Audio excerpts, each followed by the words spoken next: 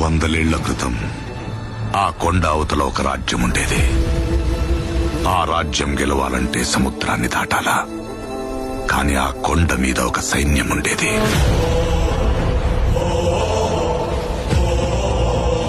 దేశం జల్లెడపట్టి రాజు తెచ్చుకున్న సైన్యం. కులం లేదు, మతం లేదు, భయం అసలే లేదు. వాళ్ల దైవం ఆయుధం, వాళ్ల ఆయుధం ధైర్యం. రేంబగళ్ళు కొండ మీద నుంచి సముద్రాన్ని కావలి కాసేవాళ్లు. శత్రువుల రక్తంతో 100 సార్లు ఎరుపెక్కిన ఈ సముద్రానికి సాక్ష్యంగా ఈ చోటు ఎర్ర సముద్రమయ్యింది. రాజ్యాలు పోయుండాయి,